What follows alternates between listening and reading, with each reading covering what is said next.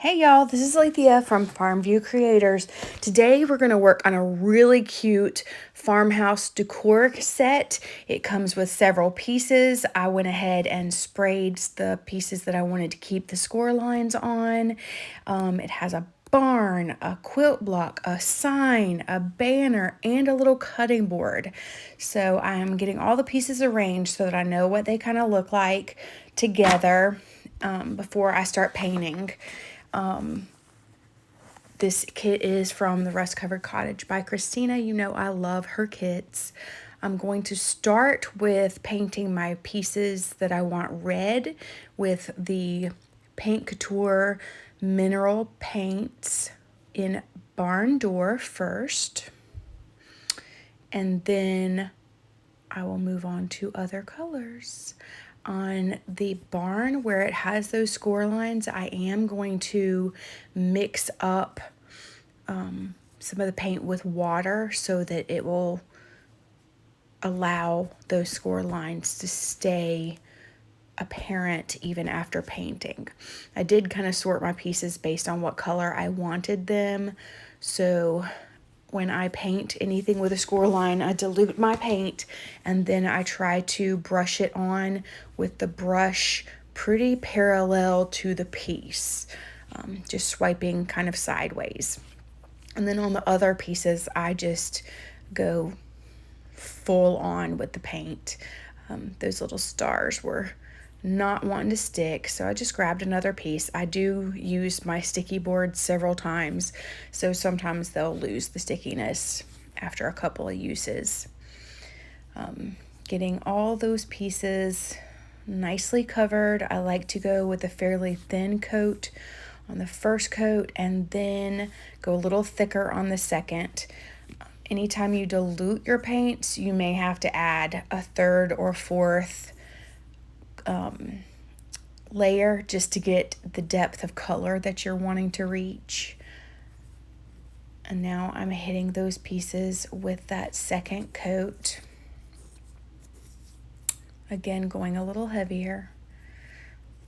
On the score lines on the banner, I don't really need them to stay super sharp because they're just kind of guidelines for the rest. And I did forget one of those little banner pieces, so I'm gonna grab some red and get that fixed up and then put a third coat on my barn with my diluted paint. And there you see, with just one extra coat, it has the same depth and brightness as the undiluted painted pieces, but you can still see those score lines.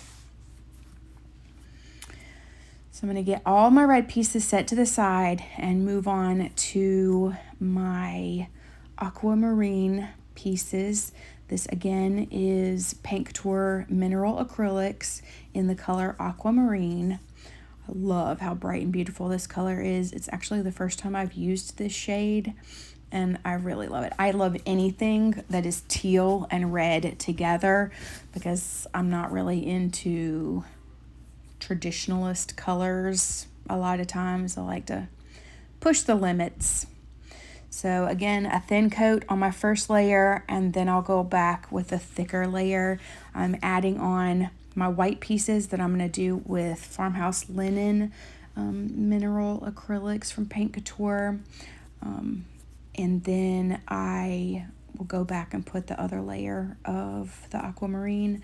That brush was not doing very well, so you'll see that I do change brushes after that first layer. Brushes are everything, so I do paint with the grain of the wood. The paints go on more smoothly, at least where you can. On those little window panes and the door, it was kind of hard to go with the grain of the wood and get into the little nooks and crannies like I wanted to, but I still try my best. The paint just goes on more smoothly and you end up using less of it to get the same look if you paint with the grain of the wood. So now I'm going in with that second coat. Again, it's a little heavier this time than the first coat.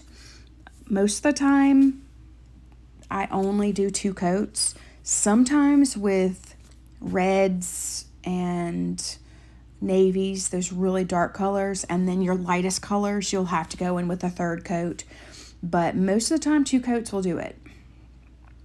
So there, with my better brush, it's going much more smoothly, especially on the barn quilt block square there. I'm getting all my little chickens painted and my doors. I love chickens. And then I will give that a good dry. We'll actually move it aside and move on to the next color. And I forgot that I wanted to do my farmhouse wording in that farmhouse linen, so I just went back in. I do like to use a sponge dauber most of the time on my letters because it helps the paint not kind of build up in the holes and nooks and crannies of the words, but you will see that I do dab off sometimes, just depending, and then I go back and try to hit and make sure that I've got all of them, and I take time to kind of look at that because it's very easy to miss a spot when you're using those sponge daubers or to get it uneven. So you just keep working it until you feel good. And now I'm going to go in with the Mystic Gray color. This is a beautiful dark gray. First time I've used this one too, and I really, really liked it. So that's going to be the roof of my barn and some of the squares on the banner and my background for my farmhouse word, and then also the background of the little cutting board.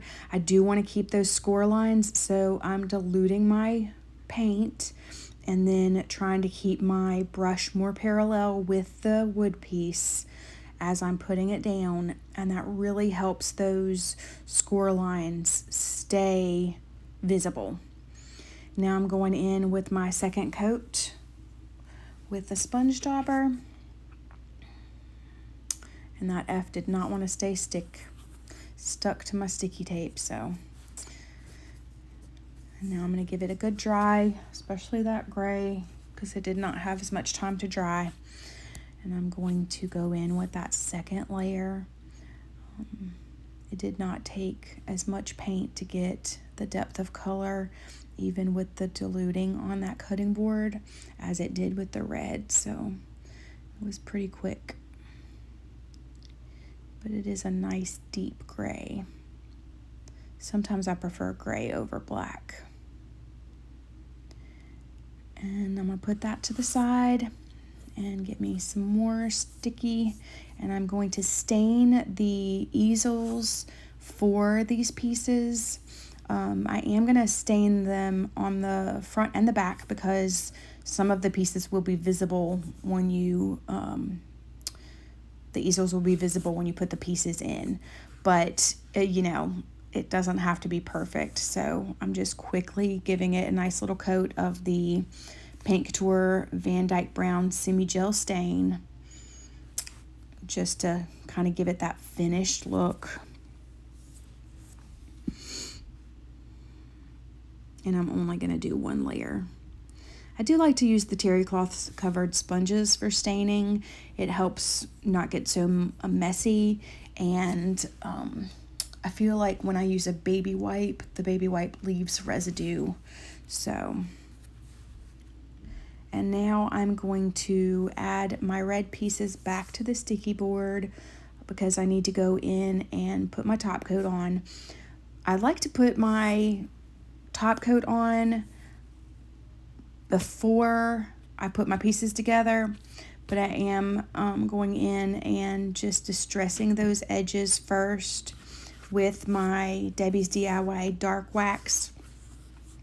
Kind of gives it more of a rustic feel, and I'm running across those score lines just to deepen them, make them more apparent, and then moving on to my 2 other sticky boards.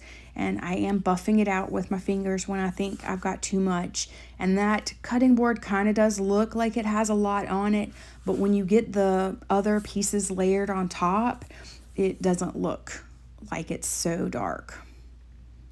It actually turned out quite well.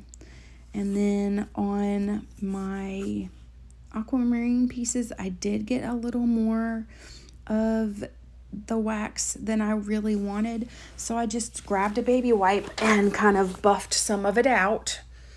until I was happy with it. That's another thing I like about using waxes to distress, is that if you want to take some off, you just use a baby wipe. And now I'm going to go in with my dead flat. I love this top coat because it does take out the shine and gives it that nice matte finish.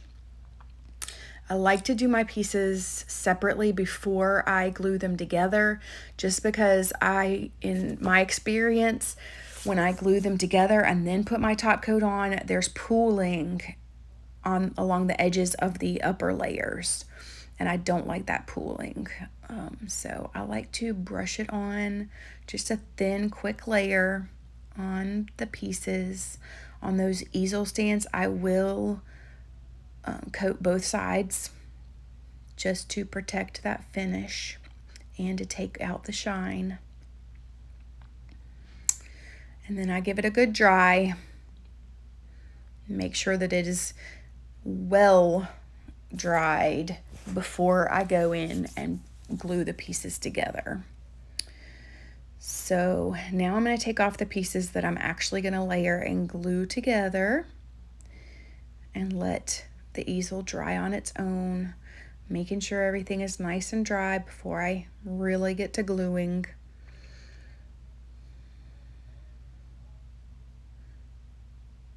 And then I'll start sorting my pieces based on what they go with.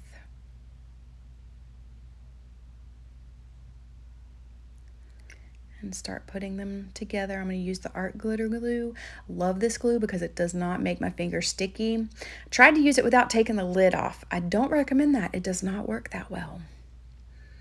And you really don't need a lot, and that tip is very precise, and so you don't have a lot of runoff unless you're heavy-handed like I am a lot of times. I just love that chicken with a little heart. It's so cute. See what I mean about how the wax doesn't look as dark when you add that chicken on top?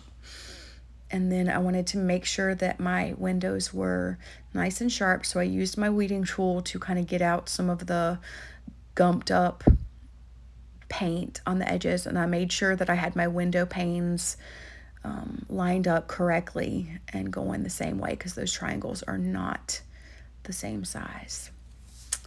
And the aquamarine on top of that red is just so good. It's so good. On the banner, it has 2 chickens and then 2 barn quilt stars, and all of them have teeny tiny little hearts with them. I originally painted the hearts to go in the barn stars red, and then I decided I didn't want them to be red because the background is red. So you'll see that I just put down some sticky tape and flipped them over and repainted them with the aquamarine. It didn't take much.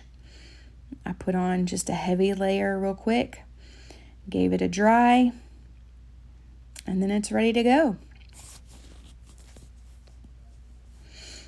They were a little funny. I couldn't get them off of my fingers, and then trying to get them in just the right place, it cracked me up.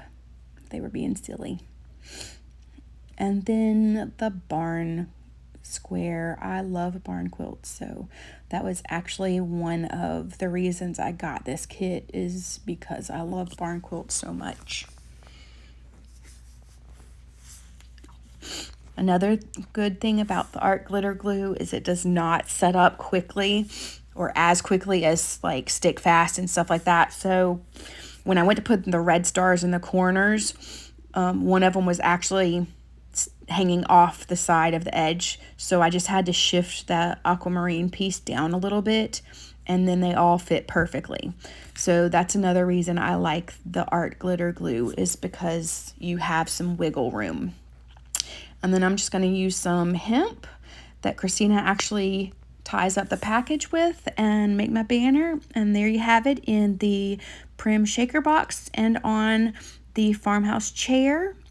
I love this kit. If you enjoyed this video, be sure to subscribe. Thanks.